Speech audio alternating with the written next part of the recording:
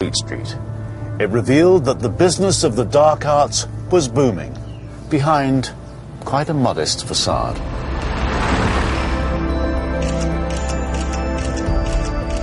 From here, Mr. Whittemore ran a network of specialists in accessing police computers, the Vehicle Licensing Centre, British Telecom and government departments.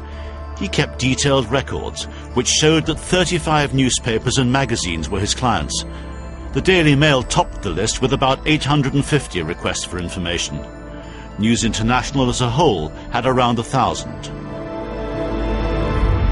There's absolutely no doubt that a lot of the information which was being sought and was obtained could only be obtained illegally. In April 2005, Mr. Whittemore pleaded guilty to offences under the Data Protection Act. But once again, no journalists were prosecuted. We didn't have the evidence that those journalists knew beyond all reasonable doubt that the information could only be obtained illegally. We chose the most cost-effective method, which was to draw public attention to this and issue the final warning, an effective final warning to journalists. The Daily Mail told Panorama that it banned the use of private investigators after the Whittemore case. But the News of the World's response was different. They secured the exclusive services of a private detective called Glenn Mulcair. He was paid over £100,000 a year.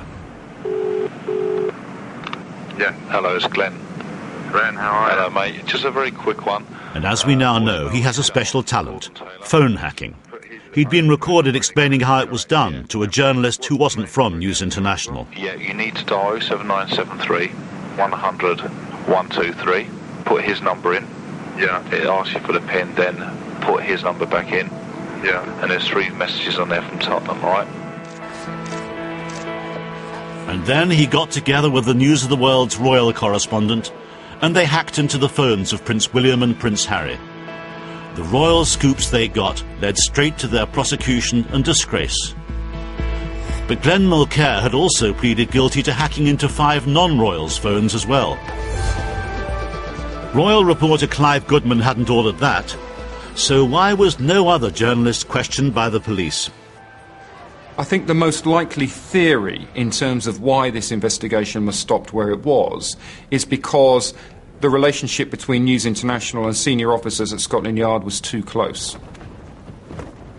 But then the non-royals named in the trial began to sue News International, and one of them already knew a lot about how tabloids got their stories. Phone hacking was rife, I believe, for years. It's about circulation. It's about getting the big exclusives.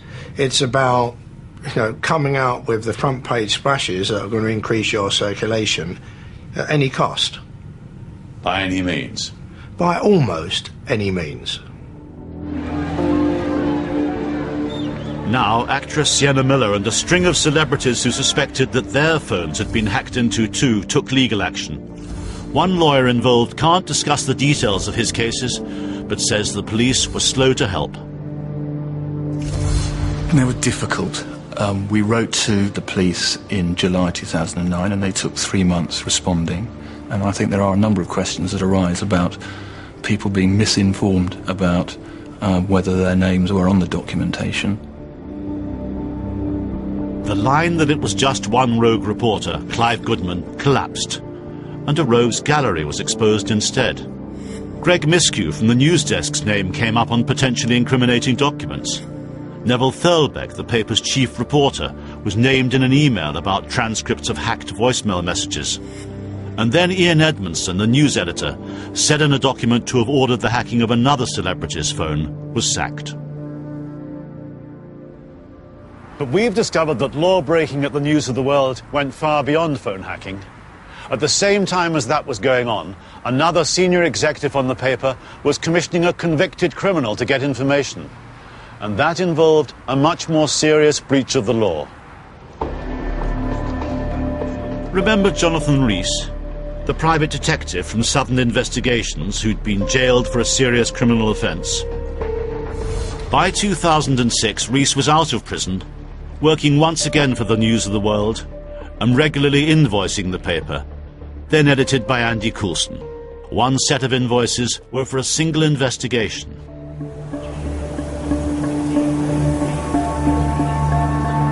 The target the paper had selected was this man, Ian Hurst.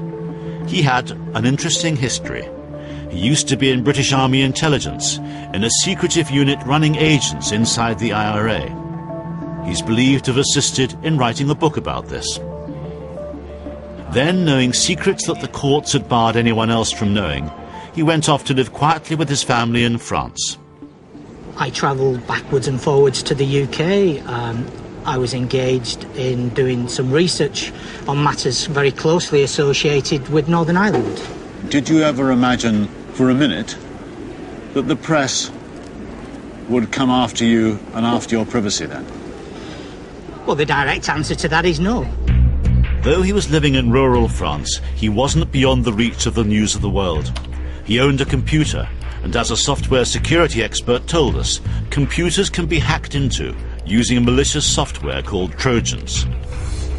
It's remarkably easy to break into a computer, to spy upon them, to find out what they're up to read their emails, to see every single file. So this is invasive, it's intrusive, is it illegal? Trojan horses are breaking the law under the Computer Misuse Act, and these laws can result in serious time in jail. We discovered documents that suggested that the news of the world had been involved with computer hacking. On the 5th of July 2006, a fax had arrived at the Dublin office of the News of the World, and on it were copies of emails which appeared to have been sent by Ian Hurst while he was living in France. We showed these documents to Ian Hurst. Have a look at what's in here and see if it's familiar to you.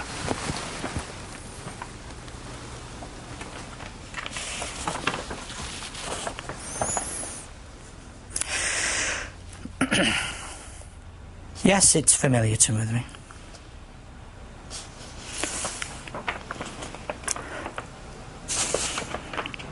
Well, I can tell you the hairs on the back of my head are up. And I can tell you somebody's got a problem, because this has been unlawfully accessed. These emails are straight off your own computer, aren't they? Yes. That would be my belief, yes. I mean, this is the first time I've seen these in probably many years. Once again, Jonathan Rees was the man behind it. Again, he'd employed a specialist to do the job, someone that Hurst himself already knew. Ian Hurst was a target for the News of the World because of secrets that he knew from working in British Army intelligence in Northern Ireland.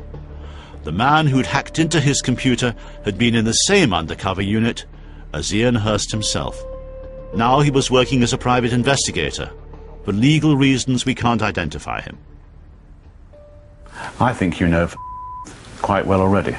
I do. I've worked with him in the intelligence community for a number of years. So Ian Hurst phoned up the man he now believed had hacked into his computer. We recorded the call. I am genuinely trying to give you an honest opportunity to say, well, if it did happen, it happened for this reason. The two arranged to meet in a local hotel. Well, that's what I think. No, this is what I think has happened. And Ian Hurst questioned the hacker face to face. I'm totally amazed that after all this time that this has surfaced. I know, 2006, 4 years. It's like, not 5 years now, isn't it? And I really am totally amazed. How did you get it off my computer? Just, I'm curious now. Easy. It wasn't that hard. No, okay. I sent you an email that you opened, and it's in.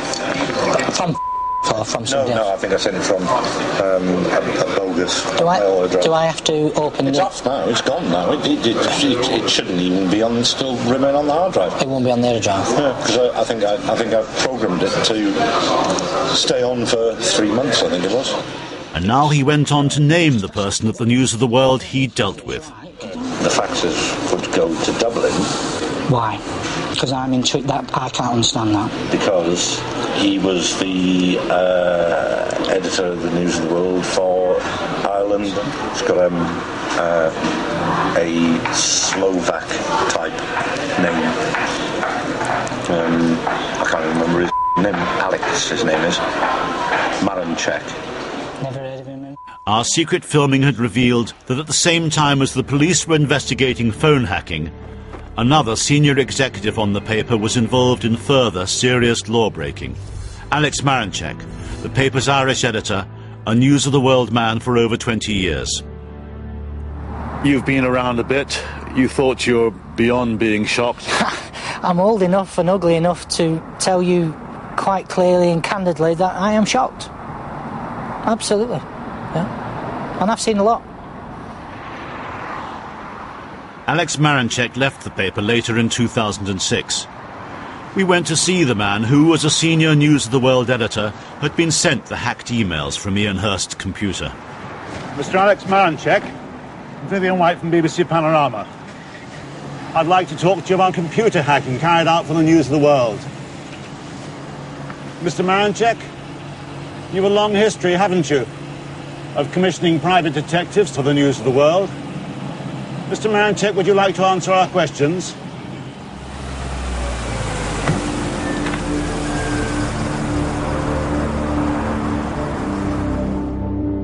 Alex Maranchek becomes the fifth and most senior News of the World man to be linked to allegations of illegality in the pursuit of stories. Alex Maranchek denies asking a private investigator to hack into a computer and denies receiving information obtained unlawfully. He denies commissioning work from Jonathan Rees in 2006, and he denies ever making payments to police officers for confidential information. Mr. Coulson, do you have any regrets? Andy Coulson left Number 10 still denying any knowledge of phone hacking at the paper, which took place when he was editor, and when, as we've revealed, the paper was involved in computer hacking too. The News of the World has told us that it will not tolerate misconduct by staff and will act decisively when presented with new evidence. And it says it works in the public interest within the Press Complaints Commission's Code of Conduct and the law. Now, the scandal threatens the reputation of Scotland Yard. They've been forced to reopen an investigation that they'd closed 5 years ago.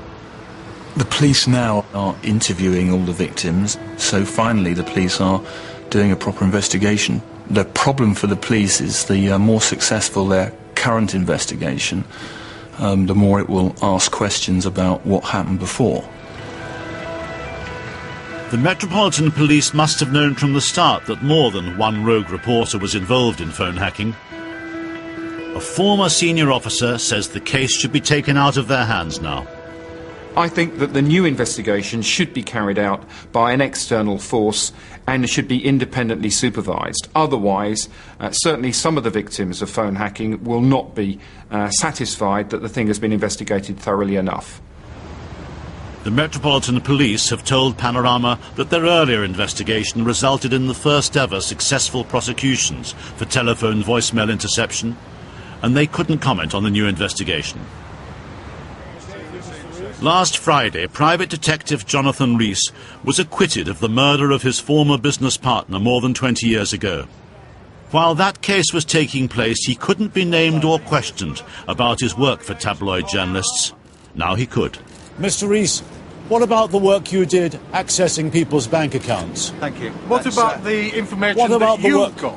That your company got? Where's Panorama? What about the work that you've done helping to pay police officers, serving police officers for information? How do you pay the police officers for getting your information? So you don't deny that you paid serving police officers for information? Are you denying that you paid serving police officers? On behalf of your Because you've got information that could only come from police officers. You're very quiet, aren't you? Unlike Jonathan Rees, Panorama had not paid any police officers for information. We do know the police were fully aware that Rees had been involved in computer hacking. The question is, why didn't the Metropolitan Police pursue this as well? The dark arts are still not fully exposed.